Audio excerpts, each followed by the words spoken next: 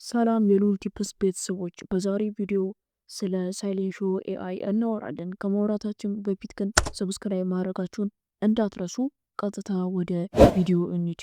አንደኛ፣ ሳይሌንሾ ያዋጣል ወይስ አያዋጣ? ስለዚህ ስናወራ በሳይሌንሾ ላይ በሁለት መንገዶች ነው ብር የምንሰራው ወይም ደግሞ ስራ የምንሰራው ማለት ነው። አንደኛ ምን በማድረግ ነው? ኤአይን በማሰልጠን ወይም ደግሞ የተለያዩ ከኤአይ የሚመጡ ጥያቄዎችን በመመለስ ማሰልጠን ነው ማለት ነው። እና በዚህ ሰዓት ላይ ደግሞ $10 በሰዓት መስራት እንችላለን ማለት ነው። ሁለተኛው መንገድ ደግሞ ምንድነው?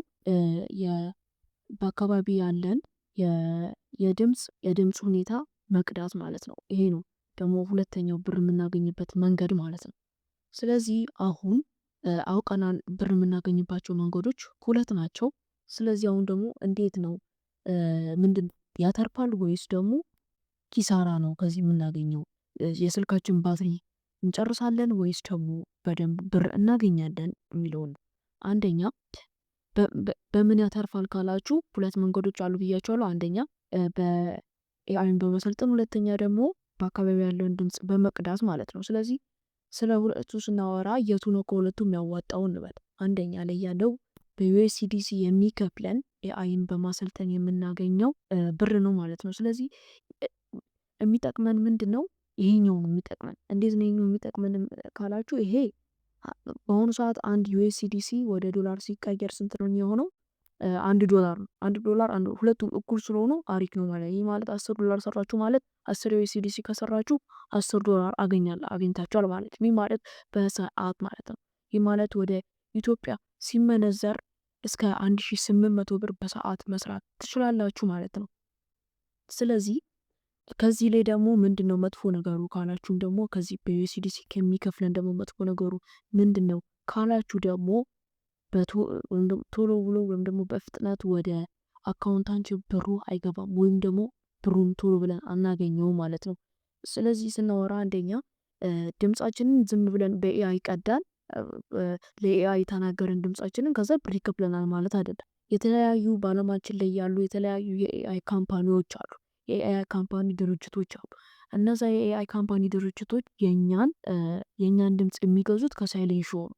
ይህ ማለት የእኛን ድምፅ ካልገዙት ብሩ ለእኛ አይገባልንም ማለት ነው። ስለዚህ ይሄ ምንድነው ችግሩ? ቶሎ ብለን ብሩን አናገኘውም፣ ግን ከትንሽ ጊዜ በኋላ ብር እናገኛለን ነው። ወደ ሁለተኛው ደግሞ በኤስኤልሲ ቶክን ወደሚከፍለን የአካባቢያችንን ድምፅ በመቅዳት የምናገኘው ስራ ነው። እዚህ ላይ ደግሞ ምንድነው ጥሩ ነገሩ ካላችሁ፣ ይሄ በጣም ምርጥ ነው ወይም ደግሞ ፓሲቭ ነው። ምንድነው የዚህ ፓሲቭ ነው ማለት ምንድነው? እናንተ ቁጭ ብላችሁ ግዴታ 1 ሰዓት መቀመጥ የለባችሁ። ስልካችሁ ላይ ያለውን ዳታ ወይም ዋይፋይ አብርታችሁ እና የማይክሮፎን ፐርሚሽንን አብርታችሁ ኪሳችሁ ውስጥ ካታችሁ ስትዞሩ በጣም ብዙ ነገር ይቀዳል። ከዛ በኋላ በኤስኤልሲ ቶክን ይከፍለናል ማለት ነው። ኤስኤልሲ ቶክን ማለት ምንድነው? ልክ እንደ ከረንሲዎች ነው። ልክ እንደ ክሪፕቶ ከረንሲዎች ነው። ልክ እንደ ቢትኮይን ምናምን እንደሚባሉ ልክ እንደነሱ ቶክን ነው። ምን ኤስኤልሲ ማለት ነው። ስለዚህ ምንድነው ጥቅሙ? ወደ አካውንታችን በፍጥነት ይገባል የዚህ ብር ካገኘን በኋላ ማለት ነው። የዚህ ጉዳቱ ደግሞ ምንድን ነው?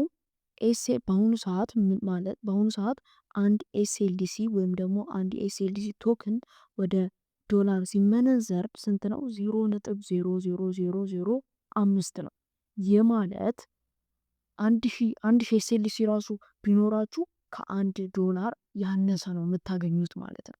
ግን በጣም ምርጥ ዋይፋይ ተንቀሳቃሽ ዋይፋይ ይዛችሁ የምትዞሩ እና የስልካችሁ ባትሪ በጣም ምርጥ ከሆነ፣ በጣም ብዙ ቦታ የምትንቀሳቀሱ ከሆነ ይሄ ነገር ለእናንተ በጣም ምርጥ ነው። ለእንደዚህ አይነት ሰዎች በጣም ምርጥ ነው ማለት ነው። ገባችሁ አይደል? ስለዚህ ወደ ማጠቃለያ ስገባ የቱ ያዋጣል ካላችሁ፣ የቱ ነው የሚያዋጣው? በኤስኤልሲ የሚከፍለው ነው። ይህ ማለት በጣም ልክ እንደነገርኳችሁ በጣም ወደ ብዙ ቦታ የምትዘዋወሩና በስልካችሁ ያለው ባትሪ በጣም ብዙ ሰዓት የሚቆይና ተንቀሳቃሽ ዋይፋይ ይዛችሁ የምትዞሩና በጣም ብዙ ቦታ የምትሄዱ ከሆነ ይሄ አፕ ለእናንተ ነው የተፈጠረው ማለት ነው። ዩኤስዲሲ ደግሞ ምንድን ነው ችግሩ ካላችሁኝ፣ ቶሎ ብሩን አይከፍላችሁም። እኔ እንኳን ወደ $11 ሰርቻለሁ፣ ግን $11 የሰራሁት 1 ወር ምናምን ሞልቶታል። ግን እስካሁን ድረስ ማንም የኤአይ ካምፓኒ ድምፅ ሊገዛ አልፈለገም። ግን እድለኛ ከሆናችሁ ድምፃችሁ ቶሎ ብሎ የመሸጥ እድሉ ከፍ ሊል ይችላል ማለት ነው። ሌላው ደግሞ አንድ ነገር ልንገራችሁ። አሁን በሳይሌንት ሾው ላይ አብዛኞቹ ሰዎች ምን ይላሉ? አማርኛ ናገራችሁ ይከፍላችኋል ይላሉ። ይሄ በጣም በጣም ትልቅ ውሸት ነው። ምንድነው ልላችሁ የፈለኩት፣ በአማርኛ በአሁኑ ሰዓት ኤአይ ወይም ደግሞ ሳይሌንት ሾው ምንም ነገር እንትን እያለ አይደለም። ምንም አይነት ነገር አይከፍልም። ለአፑ ኮይን ነው እንጂ የሚሰጣችሁ ምንም አይነት እንትን አይከፍልም። ግን ምንድነው እነዚህ ኮይኖች የሰጣችሁ በአማርኛ እንትን ስትሉ የሰጣችሁ ኮይኖች ወደ እንትን ይመነዘራሉ ማለት ነው። ወደ ኤስኤልሲ ተመንዝረው ብር ይሆናሉ። ግን የመመነዘሪያቸው ጊዜ በጣም ውስንና ትንሽ ነው ማለት ነው። ስለዚህ በአማርኛ የሚሰሩ ሰዎች ብታቁሙ ይሻላቸዋል። ምክንያቱም ብር የምታገኙበት ነገር ስላልሆነ፣ ወይም ደግሞ በጣም ከብዙ ጊዜ በኋላ ነው ብር የምታገኙት። በእንግሊዝኛ ብቻ ስሩ ብዬ ነው የሚመክራችሁ። በእንግሊዝኛ ለመስራት ደግሞ በጣም ቀላል ነው። በዚህ በኩል ቻትጂፒቲን እየጠየቃችሁ፣ በዚህ በኩል ደግሞ ሳይሌንት ሾውን የሳይሌንት ሾው የሚለውን ነገር ወደ ለቻትጂፒቲ እየጠየቃችሁ እሱ የሚመልስላችሁ መልስ ከእንደገና እየመለሳችሁ አለቀ ማለት ነው። በቃ እንዲህ ያደርጋችሁ ቢያንስ በአንድ ሰዓት 1000 ብር ታገኛላችሁ፣ ወይም ደግሞ 10 USDC ታገኛላችሁ ማለት ነው። ለዛሬ የነበረው ቪዲዮ ይህን ይመስል ነበር። በሌላ ቪዲዮ እስክንገናኝ ቸር ሰንብቱ። ከመሄዳችሁ በፊት ግን እባካችሁ ሰብስክራይብ ማድረጋችሁ እንዳትረሱ። አሁንም በድጋሚ ቸር ሰንብቱ።